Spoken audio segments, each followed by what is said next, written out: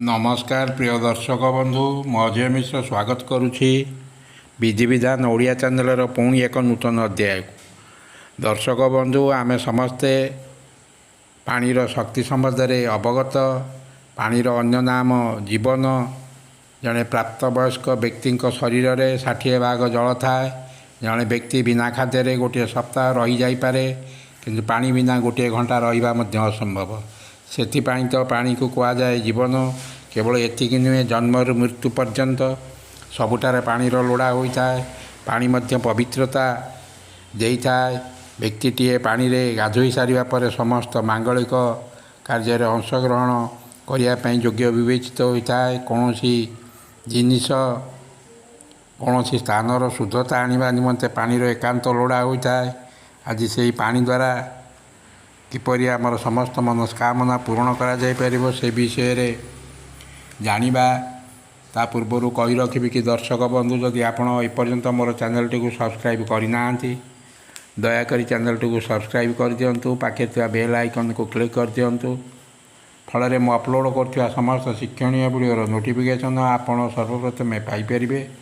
एवं वीडियोटी भल लगे लाइक शेयर कमेंट निश्चय करेंगे। दर्शक बंधु आमर जेकोसी प्रकार मनस्कामना को आमे मात्र गोटे पानी ग्लास द्वारा पूर्ण करिपारिबा। एथिरे संदेहर अवश्य आवश्यकता नहीं। यह 100% सत्य एवं बहु परीक्षित। आपण दृढ़ विश्वासर सह ये उपाय करी देखंतु। आपण निश्चय सफल पाइबे। एथिरे संदेह नहीं। जेकोसी मनस्कामना से प्रेम विवाह हो, चाकरी, व्यवसाय, जमीबाड़ी संबंधी, शत्रुपीड़ा, स्वास्थ्य संबंधी जेकोसी मनस्कामना होता ना कहीं आपण मात्र गोटे पानी ग्लास द्वारा या सहजरे पूर्ण करें। सकाळे उठिबा परे सर्वप्रथमे आमे पानी पी थाउ। एबे आपण प्रतिदिन काच ग्लास रे पानी पियंतु। यही पानी ग्लास को धरी हनुमान जी यही मंत्र को 11 थर उच्चारण कर दियंतु। तापर ये पानी को पी दियंतु। जेकोसी प्रकार मनस्कामना रखी पानी ग्लास को धरी ये मंत्र को 11 थर पाठ करेंगे। तापर ये जल को पीदेवे।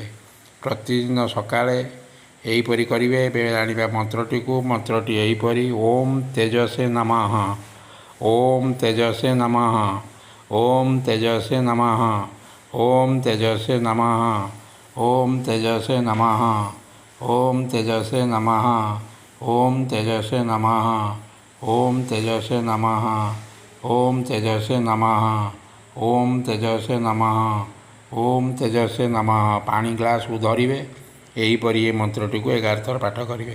तापर एकाथर के से पानी ग्लास को पीदेवे। देखिए खूब कम दिन मध्य आपणकर समस्त मनस्कामना निश्चय पूर्ण हो। आशा करुच्ची वीडियोटी आपको निश्चय भल लगी। रोच धन्यवाद। नमस्कार।